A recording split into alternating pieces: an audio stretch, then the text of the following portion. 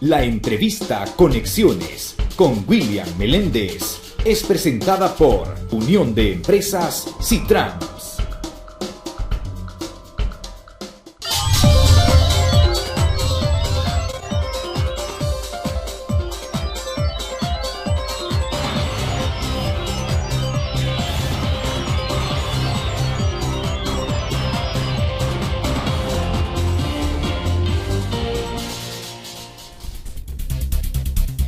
Buenas noches, bienvenidos a Conexiones en este jueves 27 de octubre de 2016. Gracias a ustedes que nos acompañan. Transmitimos totalmente en vivo desde la ciudad capital San Salvador. Saludos a quienes están con nosotros a través de la señal abierta de Canal 23 en los 4 departamentos de la zona oriental de nuestro país. También a quienes nos acompañan a nivel nacional a través de los servicios de cable de las empresas de Tigo y Claro. Como siempre, vamos a tener habilitado en el segundo segmento de la entrevista 2 números de teléfonos que estarán apareciendo ahí en pantalla. Uno de estos, el 22630023, y también está la aplicación que usted puede descargar a través de su teléfono celular, la aplicación TVO Canal 23. Es una aplicación para que usted pueda vernos totalmente en vivo desde su celular. Recuerde, tiene esa opción. Es una aplicación que usted la encuentra en el App Store o en el Play Store de su teléfono para que pueda descargarla y vernos desde cualquier lugar en nuestro país. Con nuestros invitados, son varios los temas que tenemos en agenda. Sin duda alguna tiene que ver con la situación de crisis fiscal que está viviendo el gobierno, la situación del presupuesto general de la nación que tendrá que ser aprobado en los próximos días, el presupuesto 2017 sin duda alguna. Está la discusión planteada en este momento, las reuniones bilaterales entre el partido de oposición Alianza Republicana Nacionalista Arena y el Ejecutivo, que tanto está avanzando. El partido Arena que ha propuesto la aprobación de bonos a través de tramos de cerca de 500 millones de dólares. Pero bueno, el Ejecutivo tampoco lo está aceptando. Escuchamos algunas declaraciones del ministro de Hacienda este día, que él más bien recomendaba o pedía que se aprobaran 700 millones y de esa manera poder alcanzar los 1.200 millones en los próximos meses. Pues bueno, sobre estos temas vamos a conversar. Está con nosotros en nuestros estudios acá en San Salvador Carolina Alas de Franco. Ella es investigadora de la Fundación Salvadoreña para el Desarrollo Económico y Social, FUSADES. Carolina, buenas noches, bienvenida. Muchas gracias, William, por la invitación. Muchas gracias a Canal 23. Es un gusto para mí estar con ustedes. Bueno, perfecto. También agradecemos a Claudio de Rosa, reconocido economista en nuestro país. Claudio, buenas noches, bienvenido. Muchas gracias por la invitación, William. Es un placer estar con Carolina y, por supuesto, con ustedes en casa. Bueno, perfecto. Para comenzar, me gustaría que iniciáramos con una pregunta y una respuesta de parte de ustedes, y es sobre el tema si efectivamente en este país hubo posibilidad de impago o no. Pero antes de pasar a la respuesta, quiero recordarles a ustedes de nuestro patrocinador, Almacenes Bomba, la explosión de precios bajos, con 19 sucursales a nivel nacional. Usted encuentra sucursales en el occidente, en la zona central, para central y el oriente de nuestro país. Bien, entonces la pregunta es puntual. ¿Efectivamente estuvo el país, las finanzas públicas, o han estado o están en una situación de inminencia de impago, Carolina?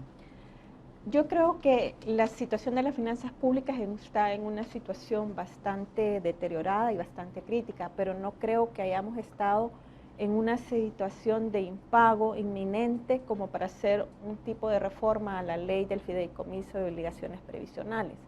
Habían otras opciones para hacerlo. Vemos que había un ofrecimiento también para aprobar bonos, había también en depósitos que tenía el gobierno central, y sobre todo que la semana que se decía, una semana, solo eran 2 millones, ¿verdad? Era al final de octubre que se iba a llegar a una cantidad cerca de 71 millones. Entonces habían otras opciones, pero obviamente esto le da oxígeno y al mismo tiempo pues afectan lo que es el sistema previsional, que se debilita, el sistema de ahorro para pensiones. Ahora, a propósito, este mismo día en los principales rotativos del país aparece un comunicado de la Asociación Salvadoreña de Administradores de Fondos de Pensiones, donde desarrollan en 5 puntos la posición sobre el tema que usted está planteando. Y dicen ellos, entre otras cosas, la reforma aprobada en la Asamblea Legislativa, que obliga a los trabajadores a entregar sus ahorros para pensiones sin tener garantía de recibir pago alguno de capital e intereses, tiene un carácter confiscatorio y pone en riesgo el financiamiento de sus pensiones en el futuro. Luego dice, la reforma se hizo para que el gobierno se desvinculara de su responsabilidad de pago de intereses y capital por los dineros que los trabajadores le prestan obligatoriamente para que pueda pagar pensiones del Seguro Social y el INPEP. En ese sentido no es cierto, dice que esa reforma haya sido necesaria para pagar pensiones a los jubilados del país. Bueno, continúa hablando ahí sobre otras cifras. Pero bueno, ¿habían fondos entonces para poder pagar a los pensionados? O habían otras alternativas, ¿verdad? Y no era una cantidad tan grande que se necesitaba a una semana. Creo que fue una coyuntura que les permitió también hacer una reforma al sistema que lo ha debilitado. Claudio, de hecho, se aprobó un decreto, en principio parece que el decreto que se ha aprobado es permanente, algunos sugerían de que fuera transitorio únicamente para esta circunstancia. Todavía está la discusión legislativa, sobre todo algunos partidos que no definen si efectivamente esto debe derogarse o no, o qué hacer con ese decreto. Finalmente, ¿en qué estado estamos?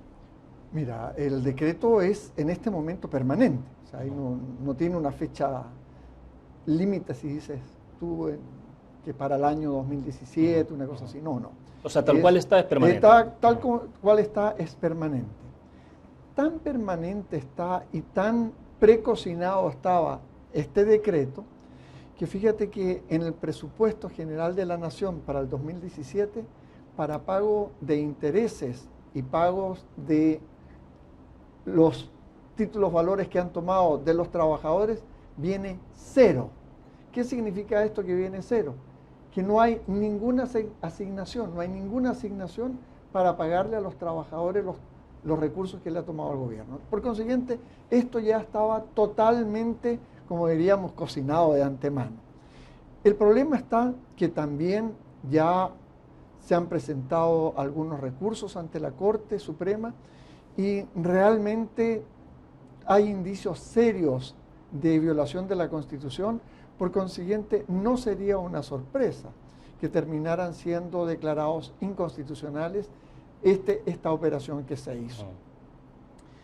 Tal como dice Carolina, si no se tenían los recursos, como tampoco lo han tenido para pagar el FODES, porque lo gastaron en otra cosa, si no se tenían los recursos, lo lógico era ver qué otras opciones se había y no hacer esto, que realmente es tomar los recursos en forma indebida de los trabajadores. Y se le propuso una emisión de bonos específicamente para saldar esta deuda en forma inmediata, pero fue rechazada. Entonces, ahí es donde quedan las grandes dudas si realmente hay interés en solucionar el problema o solamente es de mantener la atención para ir para poder ellos seguir presionando por los 1.200 millones de dólares que no los necesitan en esa proporción inmediatamente. Ahora, pero hemos llegado a esta situación, no ha sido de un año hacia otro. O sea, de alguna forma hemos venido de manera sostenida cayendo en una situación como esta. Digo porque, bueno, ahora escuchábamos declaraciones también de dirigentes del Partido Arena y decían, bueno, en 3 oportunidades a este gobierno, debo entender, en 3 oportunidades se le ha limpiado y se le ha dejado en blanco la tarjeta de crédito.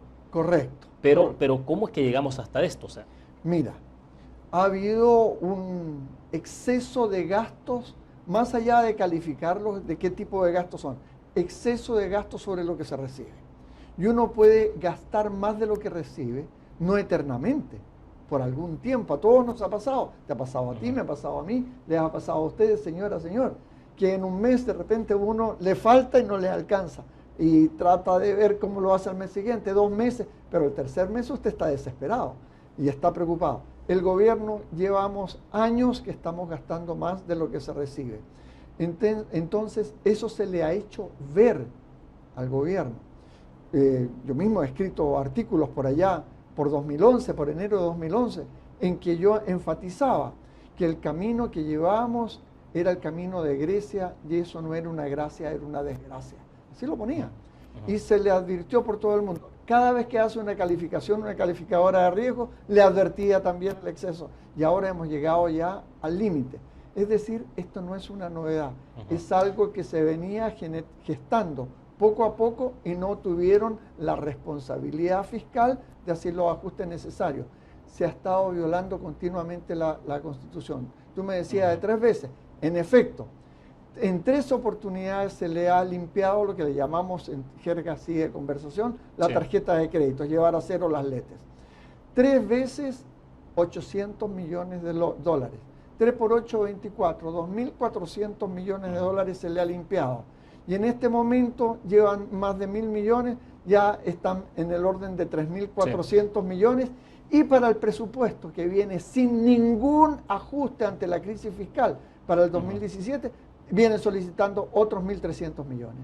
Perfecto. A ver, Carolina, el diario de hoy publica hoy, esta información dice, dinero del gobierno se va en salarios, luego el titular, el gobierno gasta el dinero en salarios, bienes y servicios, y dice la nota del diario de hoy, más del 80% de los ingresos del Estado se gastan en salarios, bienes y servicios administrativos, en cambio destina poco dinero para pensiones e inversión.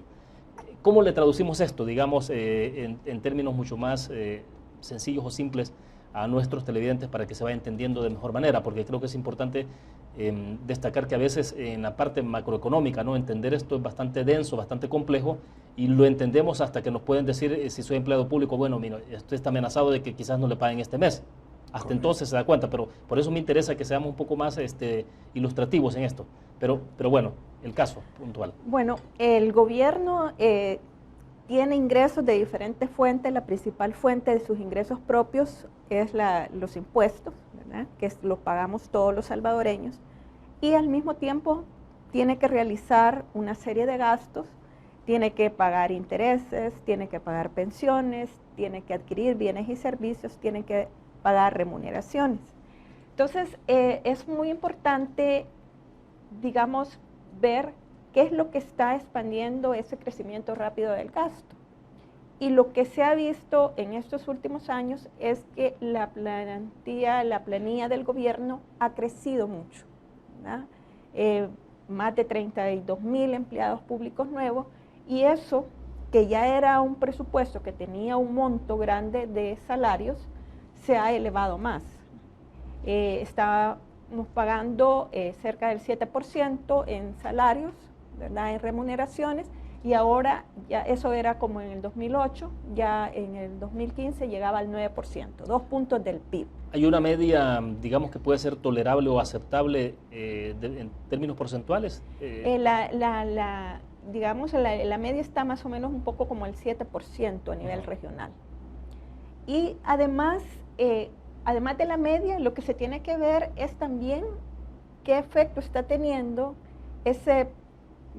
la creación de tanta plaza nueva en la calidad de los servicios, ¿verdad? Porque si usted mira que va a contratar más personas, pero va a tener unos servicios educativos mucho mejor, una enseñanza de más calidad, usted va a ir a los hospitales, va a tener doctores que lo van a atender pronto, claro, y de manera eficiente. También eso es otra medida. O sea, si podemos tener burocracia, pero una burocracia eficiente, se puede, o sea, cualquiera puede sugerir entonces que puede ser, digamos, relativamente aceptable, ¿no? Sí, por lo menos justificable que hubo ese aumento, sí, pero que se vio en los servicios. Igual que cuando usted le dicen hay que pagar más impuestos, y en economías donde se pagan tasas altas y que los ciudadanos no se quejan tanto, es porque tienen servicios de calidad, ¿verdad? Y aquí lo que hemos visto es que ese es el rubro que está acelerando el gasto, y eso es bien importante de explicarlo, porque las pensiones, si nosotros vemos lo que han crecido del 2008 al 2015, es mucho menor. Lo que es remuneración, el pago de remuneraciones del sector público no financiero ha crecido en cerca de 800 millones, comparando 2008 con lo que se pagaba en el 2015, mientras que las pensiones solo han crecido alrededor de 265 millones. Entonces es como una empresa que tiene más ingresos y tiene que pagar remuneraciones, pero se metió a contratar demasiados empleados y tiene que pagar algunas pensiones de algunos empleados que se han jubilado, y le echa la culpa a las pensiones cuando realmente en lo que ha aumentado el gasto es en la remuneración. Incluso este mismo día la embajadora de los Estados Unidos en nuestro país escribía un tuit y ella planteaba un poco sobre, de alguna forma expresa una especie de malestar, ¿no?, sobre el tema de la tramitología en este país. O sea, y tiene que ver con el tema de burocracia todo esto, Claudio. Es decir, porque lo que tenemos acá, por ejemplo, proyectado en pantalla, que el gobierno puede reducir, decía Funde, esta semana a unas 15.000 plazas. Es decir, habrá que llegar incluso a esos extremos de tener que hacer reducciones de plazas. ¿Cuáles son las opciones? Mira, Primero que nada, para agregar algo de lo que estaba explicando muy bien Carolina, es que usted, señora, señor, en su casa, quiero que se quede con este número, un número fácil de recordar. Por cada dólar adicional que usted ha pagado entre 2008 y 2016, por cada dólar adicional, 77 centavos de ese dólar que usted ha tenido que sacrificar para entregárselo al gobierno, 77 centavos se han destinado a sueldos y salarios. Entonces, ahí viene una gran reacción. ¿Cómo yo estoy pagando más impuestos? Y la mayor parte de estos impuestos se va a sueldos y salarios. Ahora, indudablemente que hay formas de reducir el gasto en salarios. Uno es toda la gente que se vaya retirando. No hay necesidad de despedir gente así tan burdamente, ¿no?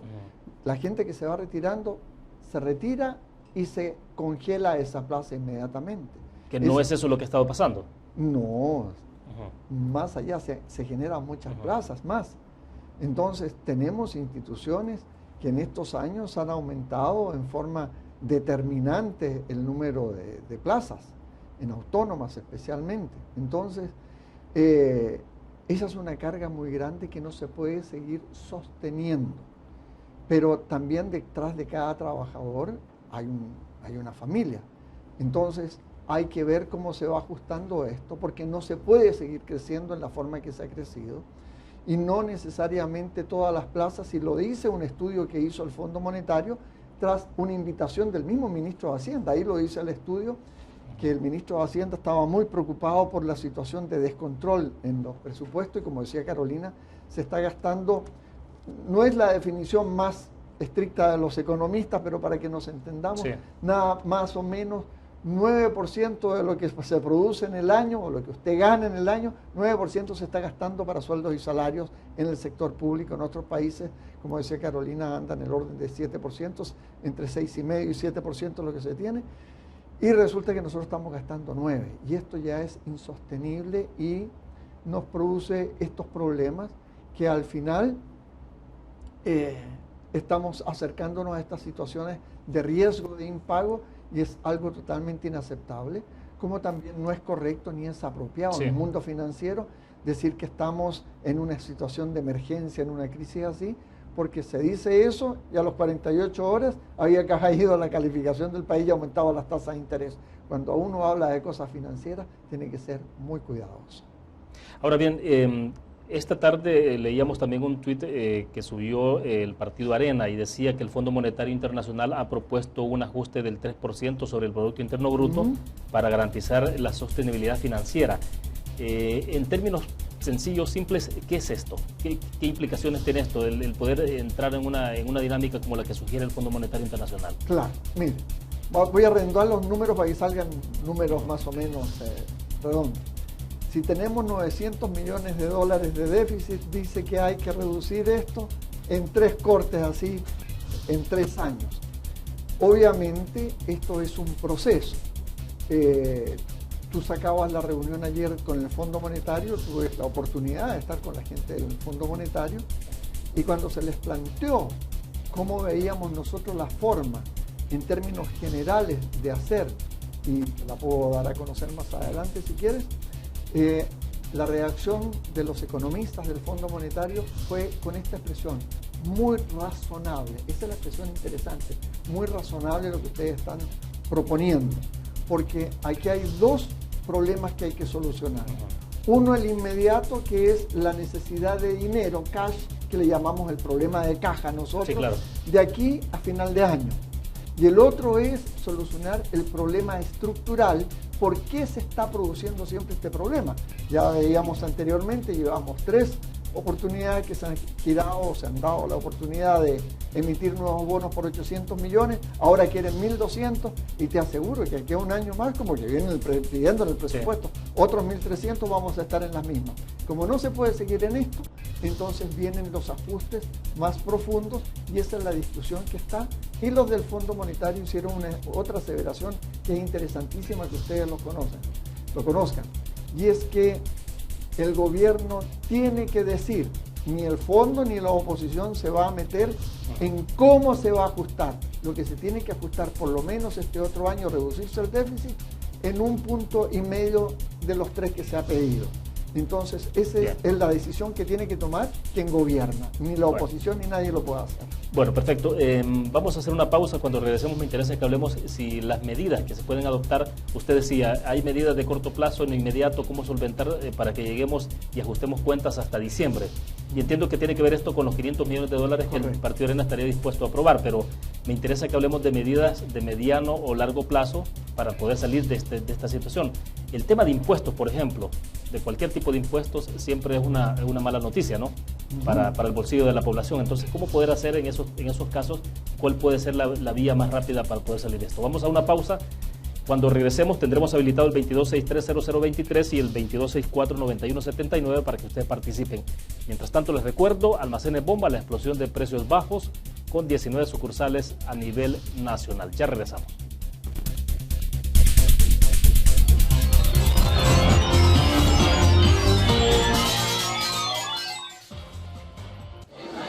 El pollo y el huevo han formado parte de tu vida. A veces caliente, a veces frío, a veces visible, a veces invisible. El pollo y el huevo han estado siempre contigo. Son los alimentos de todos los días, los saludables, los que no pueden faltar en tu casa, porque te nutren y te dan fuerza. Aves, 60 años. Pollo y huevo todos los días.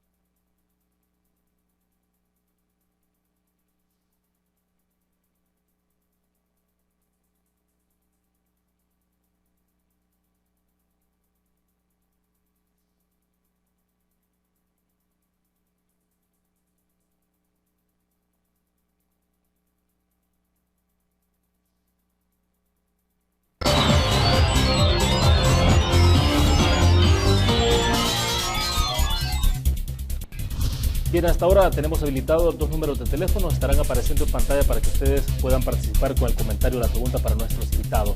Mientras tanto, bueno, deja plantear la interrogante un poco, cuál es la medicina que hay que aplicar, ¿no? Porque hemos llegado a una situación bastante crítica y cada vez más, entonces las soluciones que se plantean para esto, Carolina, supongo deben de ser mucho más radicales, mucho más, a veces mucho más duras. Claro, los organismos internacionales, el Fondo Monetario Internacional siempre reiteran, ¿no?, de que cuando se profundizan las crisis hay que adoptar medidas extremas y a veces no gusta mucho escuchar las recomendaciones del Fondo Monetario Internacional. Pero a ver, ¿por dónde entrarle?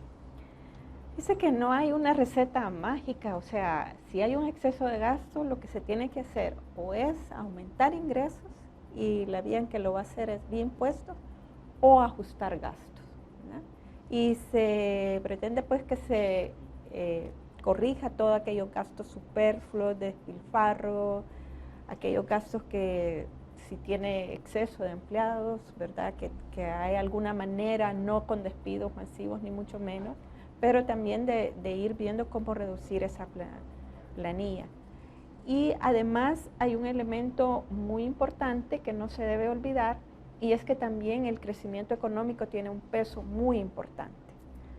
Entonces, hemos llegado a una situación que por no corregirla, digamos, cuando estaba todavía en una situación más manejable, esto lo que conlleva es que el ajuste cada vez es mayor. Probablemente antes, hace unos 3, 4 años, podría haber sido de 1.5%, ahora ya se habla de un 3%, y todo eso lo que nos dice es que va a costar más el ajuste, ¿verdad?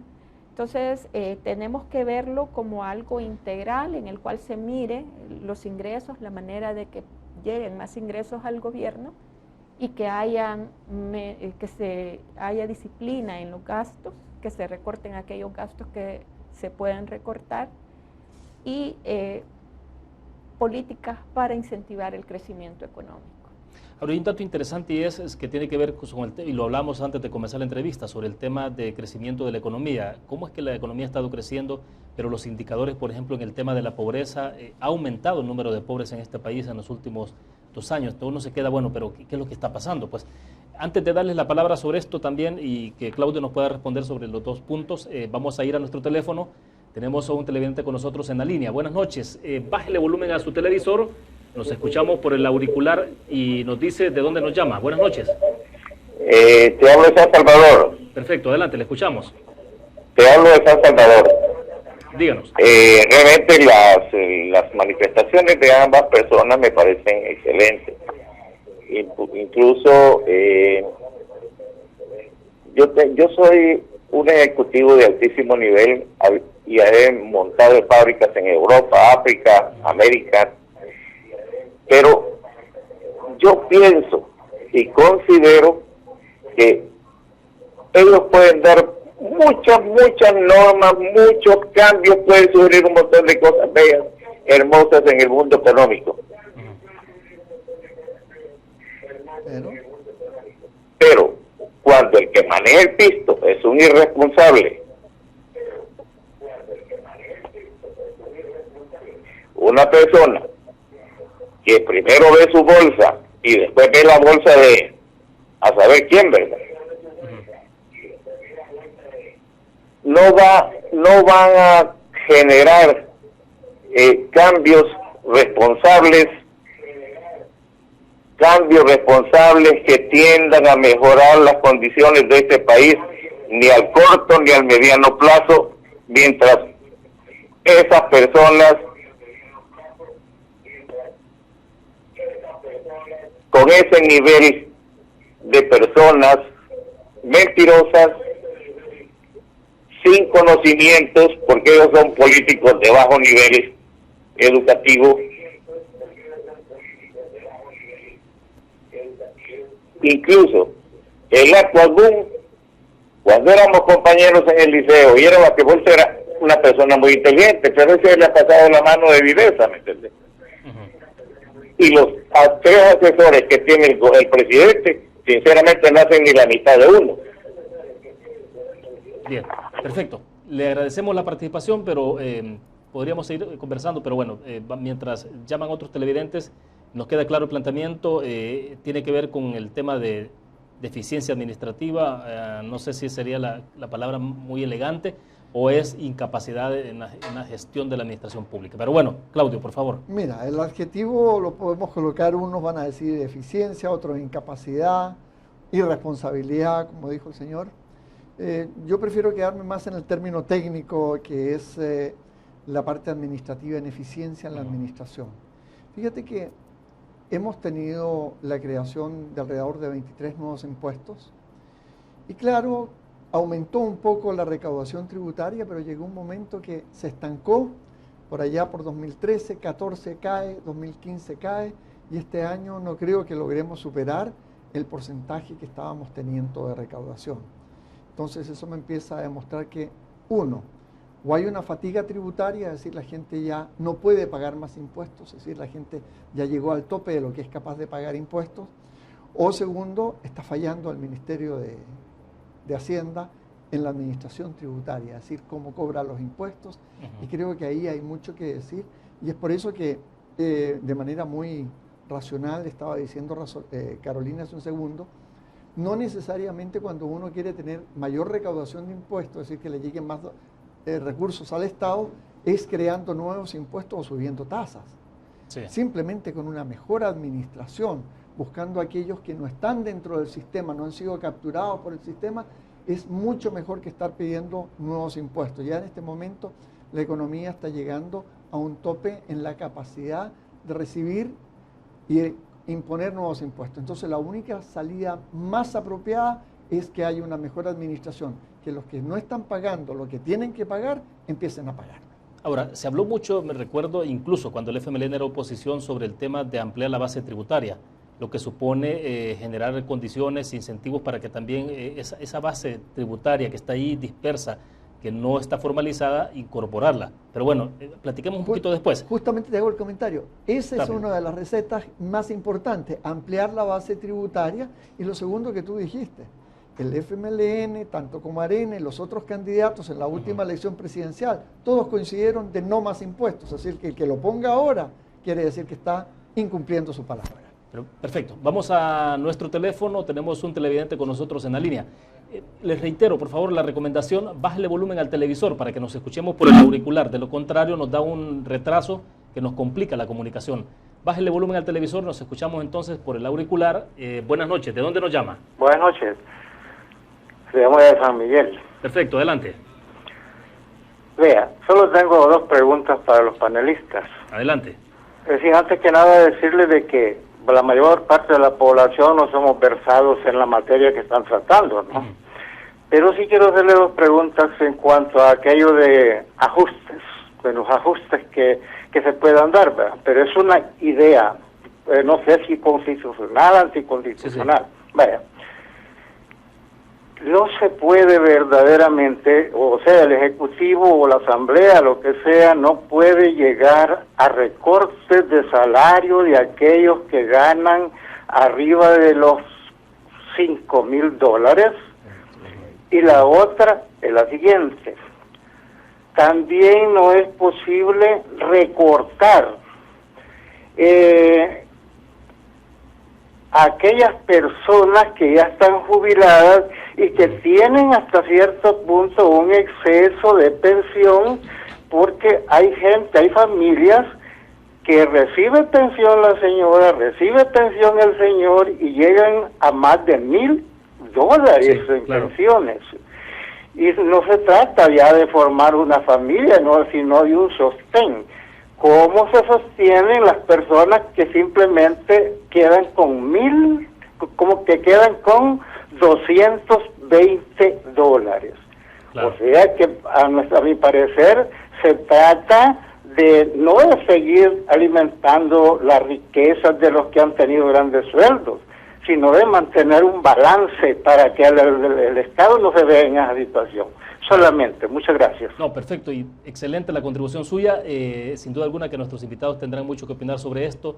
De alguna forma creo que Claudio había tocado también unos puntos y Carolina antes. Pero bueno, vamos a tratar de hacer más adelante un resumen. Espero que ustedes tomen nota. Vamos a nuestro teléfono otra vez. Como siempre, bájele volumen al televisor y nos dice de dónde nos llama. Buenas noches. Buenas noches. Sí, buenas noches. ¿De dónde nos llama? De acá, de Santa Rosa de Lima. Santa Rosa de Lima, adelante, le escuchamos.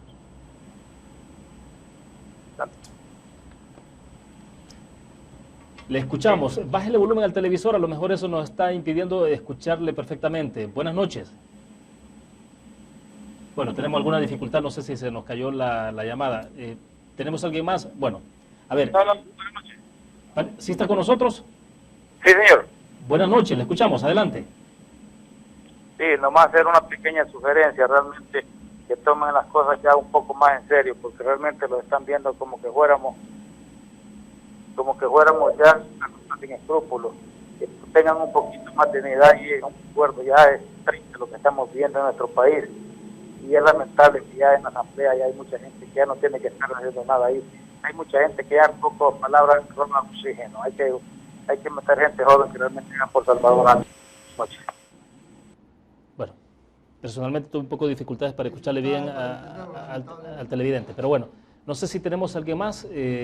Buenas noches, la recomendación de siempre, bájele volumen al televisor y le escuchamos por el auricular. Buenas noches, ¿de dónde nos llama? Buenas noches, le llamo de acá de Ilopango, mi estimado. Perfecto, un gusto, adelante. Solo quiero consultarle al señor Terrosas ahí, pues de que él habla mucho de que hay que no más impuestos, no más aquí, no más allá, pero todo el gobierno. yo le pediría a él, ¿por qué no dice como de buena voluntad a su partido, Arena, del cual él se beneficia, que tiene un salario, no me quiero ni imaginar porque es exorbitante para que esté así, tiene años de ser así? ¿Por qué no le dice a su partido, Arena, que regrese tantos millones que están saliendo a la luz, el amigo Charles, el otro de Taiwán, y empezaríamos a hacer buena obra si regresaran estos millones que han llegado a las arcas de Arena? Es lo poquito, la punta del iceberg, nada más, señor Rosas. Muy amable, buenas noches. Bueno, perfecto, gracias a usted por la participación. ¿Tenemos otro televidente? Bueno, perfecto. Buenas noches, nos dice dónde nos llama. Adelante. Buenas noches. Sí, buenas noches, les saludo de San Salvador. Adelante, le escuchamos. Bueno, mi intervención sería, en este país nos podríamos ahorrar mucho. Nosotros solo necesitamos 14 diputados porque solo 14 departamentos tenemos. ¿Por qué darles vehículos a los diputados? Si cuando uno va a trabajar, a uno no le dan vehículo en el trabajo, no le pagan el teléfono, no le dan de comer. Uno trabaja para ganárselo eso. Entonces, ¿por qué también los diputados no hacen eso y demostrarnos que están interesados en el pueblo? Y así no reciben ningún beneficio de eso, porque nosotros como pueblo trabajamos y a nosotros no notan eso. Entonces, eso haría bajar los costos y los gastos del gobierno. Bien. Perfecto, le agradecemos. A ver, creo que vamos entonces a la reflexión. Comienzo con usted, Carolina. ¿Cuál es la opinión? Bueno, con referencia a los gastos, obviamente hay un montón de gastos que se han identificado fácilmente por las noticias y que son gastos superfluos, que sería, digamos, si hay voluntad, donde se podría empezar pues a reducir el gasto sin que eso tenga un impacto tan grande. Porque siempre he tenido una curiosidad en este tema, en lo que tiene que ver con, digamos, el uso eficiente de ciertos recursos, ¿no? En el caso de vehículos, celulares, lo que decían los televidentes, pero no sé, que es importante entrarle a eso, pero ¿qué tanto impacto puede tener a nivel de los números macros? Es decir, o cuáles son las medidas que son las que de verdad tienen mucho más efecto. Tal vez no se vea en forma individual que sean unos montos millonarios, como vemos otros gastos que tal vez son más indispensables, pero todo cuenta, ¿verdad? Claro. Si usted va arreglando la casa, usted necesita quitar los seguros médicos privados altos, necesita quitar tal vez vehículos de lujo que no necesita, exceso de seguridad, exceso de gasolina.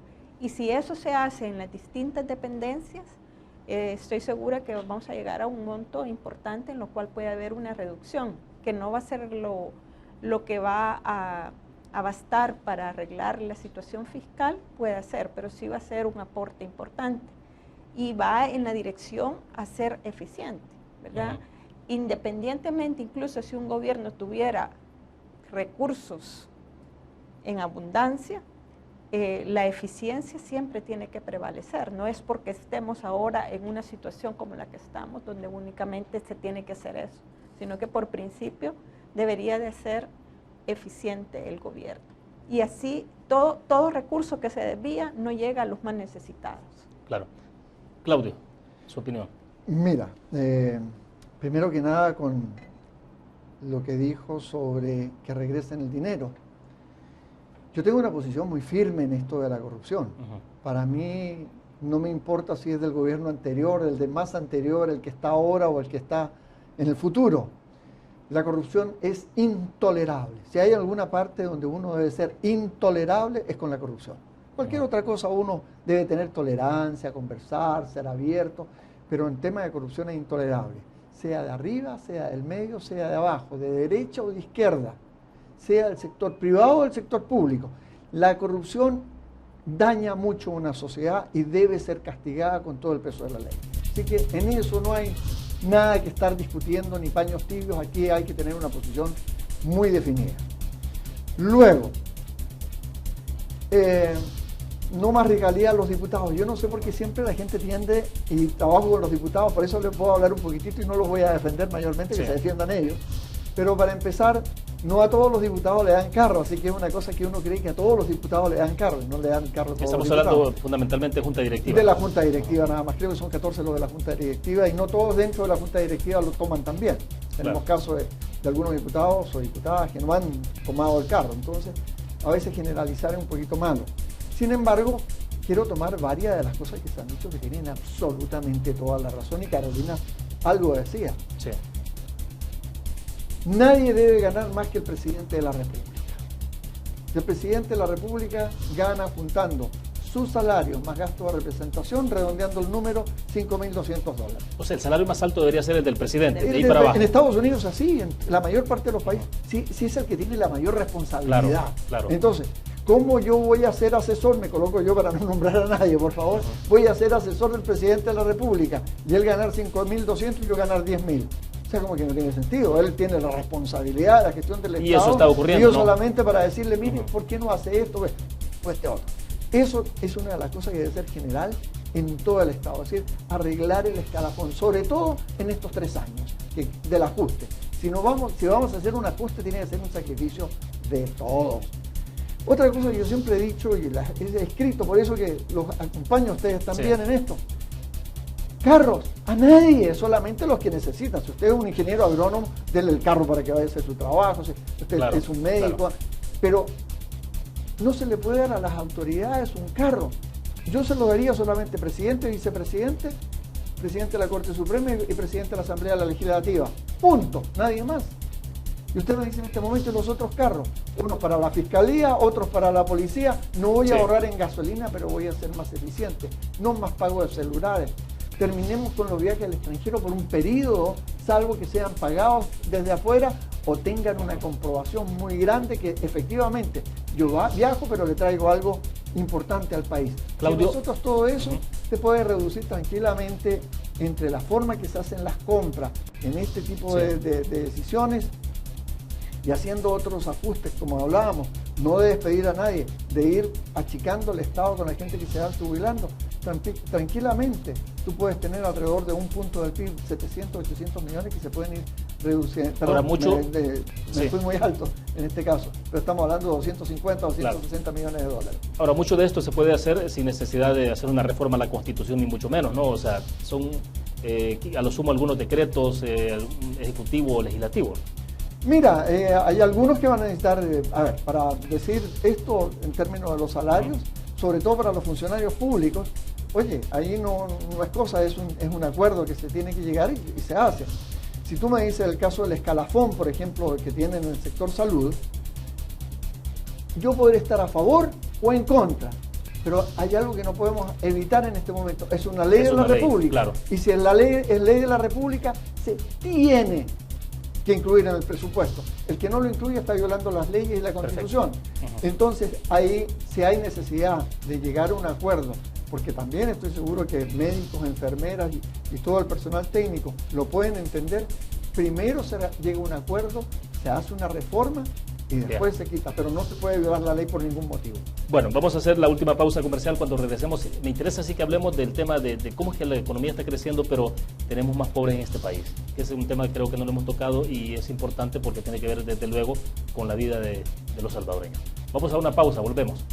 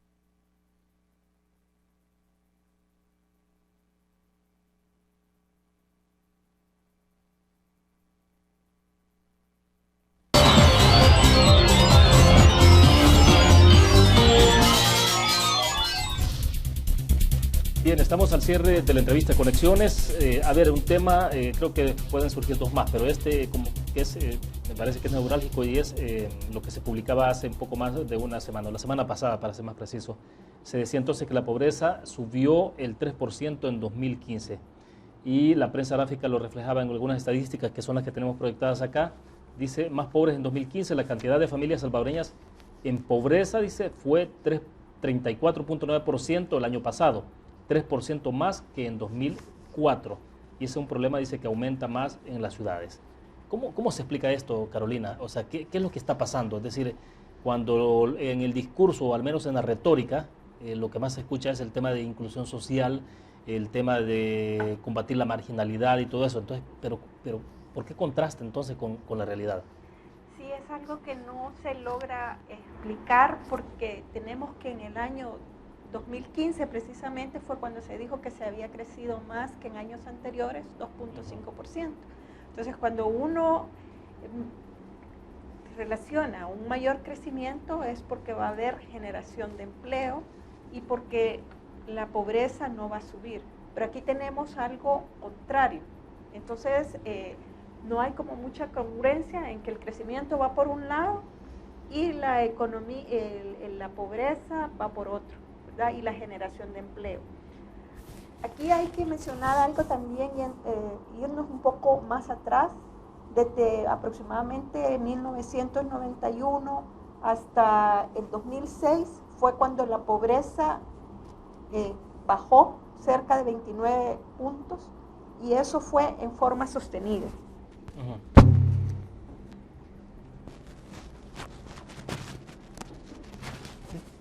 Bueno, se le veía el micrófono, era que se había caído, ¿no? Entonces, veíamos que en los 90 que estábamos creciendo bastante, ahí empezó un proceso de reducción de la pobreza, ¿verdad? Pero después de que llegamos al 2006, si usted se fija en las cifras, en unos años sube, en otros años baja. Entonces ya es como que no se logra ya reducir más ese nivel de pobreza. Y ahora, nosotros, todo esto a pesar de la inyección de más dinero cada vez más en programas sociales. Exacto. Y es que los programas sociales no van a ser una solución, es un paliativo, nada más. Y como son también hacia a un segmento de la población reducido, entonces obviamente todos esos subsidios focalizados como comunidades solidarias alivian la situación de las personas que lo reciben, ¿verdad? Eso no se va a negar, pero esos programas son costosos, no se pueden generalizar y la mejor manera de sacar de la pobreza a la gente es dándole un empleo. Claro, y para que sea un empleo de calidad, tiene que haber desde pequeños que tengan las mismas oportunidades de salud, de educación, ¿verdad? Y lo que decimos, hay que enseñarle a la gente a pescar, pero también hay que ponerlos donde se puede pescar, es decir, donde hay pescado, sino, o sea, y es el tema de tanto joven que se va graduando de bachiller o la universidad y se topa con una dura realidad de que no hay empleo. Se necesitan cerca de 60,000 empleos para poder absorber aquellos nuevos jóvenes que se gradúan y que buscan entrar al mercado laboral. Y no tenemos eso, ¿verdad? En los años en que hemos tenido mucho empleo ha sido más de 30,000 y en los últimos años vemos que esto ha caído bastante. Por ejemplo, de diciembre del 2015 a julio del 2016 se han creado cerca de 2.500 empleos. Y comparando julio contra julio, 8.500 empleos. Entonces, eso no es suficiente para absorber a la población que busca, y ahí vemos toda la problemática de la gente. Perfecto. Claudio, ¿cuál puede ser entonces la explicación, o qué más se puede agregar a esa reflexión? Mira, aquí hay unas contradicciones muy grandes y es donde uno se queda con grandes dudas sobre la calidad y la validez de los números que te da el Banco Central. Porque te dicen que está creciendo la economía y resulta que no se generan empleos. Fíjate que en el 2014, que bajaron el nivel de crecimiento económico porque tuvieron que hacer ajustes porque no se podía seguir con estos números tan extraños, ¿sí? Se crearon 4.984 empleos, 4.900, redondeemos los 5.000 empleos, fíjate. Estamos hablando de empleos formales, señora, señor, en el sentido que son los empleos que uno tiene las prestaciones, tiene todas las cosas que se merece tener un empleo decente. Con 1.4. El año pasado dicen que se creció 2.5 y se generaron 11.500 empleos. Estoy redondeando el número hacia arriba. Y resulta que se necesitan 60.000. Entonces, si tú quitas 11.000 a 60.000, son 48.500 jóvenes que entraron en la fuerza laboral y no encontraron empleos. Entonces, ¿cuál es el destino para estos jóvenes? O se va al sector informal, menos el salario mínimo y sin prestaciones, o tiene que emigrar, que están emigrando masivamente, o simplemente ser tentados por las maras, que ahora es cada vez más riesgoso porque hay un combate bastante fuerte contra las maras. Pero a esto se le suma que siempre hay un pequeño aumento en el costo de la vida. Claro, cuando uno ve todo el completo, la canasta que mide el costo de la vida, uno ve que va aumentando poquitito, pero cuando te vas específicamente a la canasta básica, ha ido aumentando mucho más fuerte. Entonces, ¿qué es lo que sucede?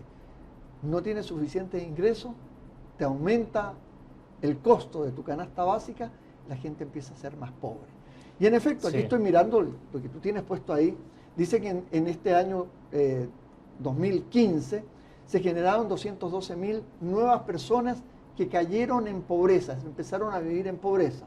Claro. Pero si tú le sumas el año anterior, le sumas el 2014, entramos que son alrededor de 440 a 450.000 personas que han caído en situación de pobreza. O sea, porque finalmente son números que se van acumulando. Se van acumulando, o sea, si yo no puedo decir, mire, yo caí en pobreza en el año 2003, así que no me cuenten el 14. Sí, no, claro. Si en el 14 sigo siendo pobre. Entonces, uno tiene que ir sumando esto.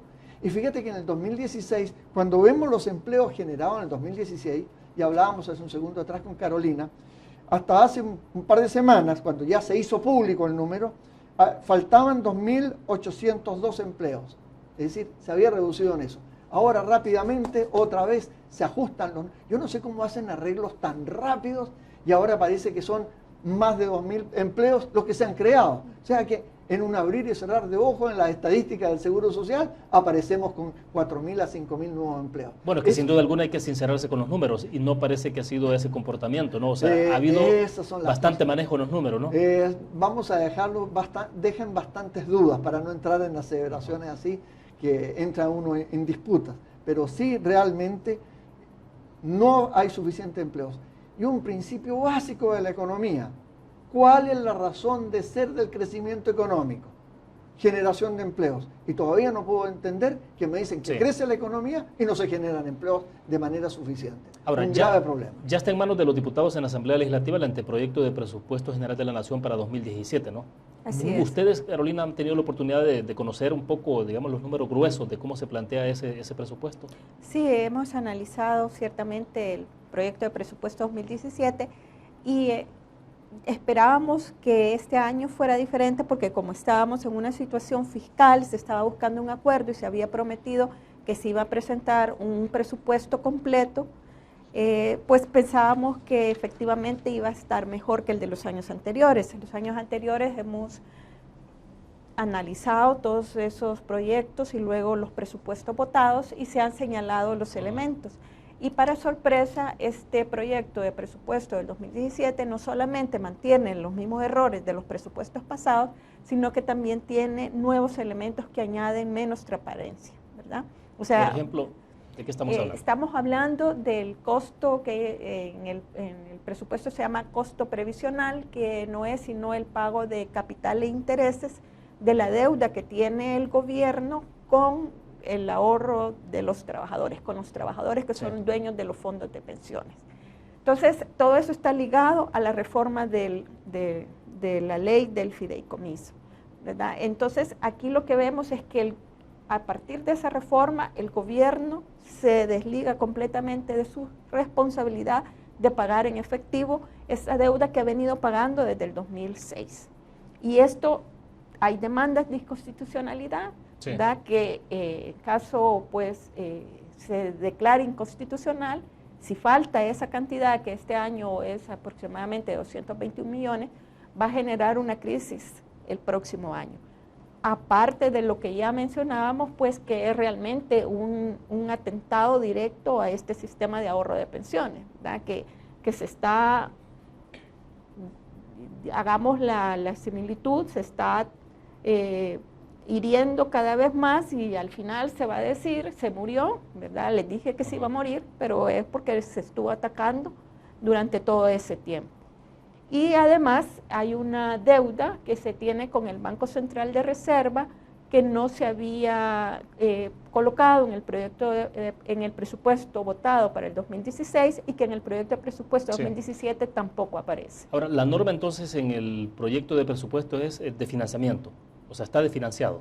Están sobreestimando siempre ingresos y están subestimando o omitiendo gastos. O sea, ¿qué es el hecho de decir, bueno, vamos a crecer, podemos crecer el próximo año entonces 2.3, 2.5 y resulta que al cierre del año se crece a 1.9 o menos? Es eso, ¿no? Como algunos contrastes. Y si se basa en un crecimiento muy optimista, lo que pasa es que los ingresos tributarios son muy elevados en el presupuesto y no se acaban de recaudar ya en la realidad. Sí. Entonces eso es lo que vemos que surgen los faltantes, ¿verdad? De acuerdo. Perfecto. Claudio, para cerrar, porque se nos está yendo el tiempo, entonces en la parte presupuestaria ya entraron en la discusión. O sea, no, ni siquiera se ha tocado para nada. No, se están haciendo las presentaciones y lo más importante es, como lo decía Carolina, es un presupuesto que honestamente no tiene sentido discutirlo. ¿Por qué? Porque sabemos de antemano, no vienen todas las devoluciones de impuestos que deben hacerse. Tampoco viene todo lo que es necesario para el subsidio de la energía eléctrica. La línea de subsidio de energía eléctrica, escuche bien, usted señor y señora en su casa, ¿sabe cuánto le han puesto para el subsidio de energía eléctrica? No 100 millones, $100. $100. Porque hay que mantener viva la línea para después alimentarla, para poder darlo. Pero no existe. Entonces, todas estas cosas van sumando y es por eso que necesitan los 1.300 millones de autorización de letes. Pero ya no se puede seguir en este juego porque estamos en esta crisis fiscal justamente por eso, por haber tenido presupuestos mentirosos y haber sido muy sueltos, muy irresponsables en el manejo de las finanzas públicas. Y al final lo pagamos todos. O sea, la discusión legislativa sobre el tema de presupuesto promete mucha controversia, mucha polémica, ¿no? O sea, mucha controversia e incluso se puede demostrar claramente ante la Corte Suprema, pedirle que se declare inconstitucional, porque son tantas las cosas que hay evidencia. Por ejemplo, se sabe que se necesitan recursos para pagar a los pensionados. O sea, podría haber una violación constitucional votar por un presupuesto. No viene para el IFA. ¿Cómo lo vamos a tener aprobado si no viene para el IFA? No viene nada del escalafón de los médicos y las enfermeras, del escalafón de salud. No viene nada con lo que es relacionado a los desmovilizados, que hay una ley que dice que hay que darle un pago. Entonces, todas esas cosas, si se saben, y dice el artículo 227 que hay que colocar todo lo que se va a tener que gastar y que lo que se va a recibir, entonces es inconstitucional. Bueno, perfecto. Se nos ha agotado el tiempo, no nos queda más que agradecerle. Gracias, Claudio. Un placer haber estado contigo, con Carolina y por supuesto, señor, con ustedes en su casa. Perfecto, gracias, Carolina. Muchas gracias a ustedes por la invitación y un placer también compartir con Claudio y con Luis. Bueno, perfecto. Terminamos de esta forma Conexiones. Gracias a ustedes que nos han acompañado. Nos vamos a ver mañana a las 8 de la noche. Estará con nosotros en nuestros estudios acá en San Salvador Oscar Godoy y también Roberto Cañas haciendo un análisis sobre los principales temas de la semana. Es una reflexión, una discusión bastante interesante que se plantea. Gracias a ustedes que nos acompañaron. Buenas noches.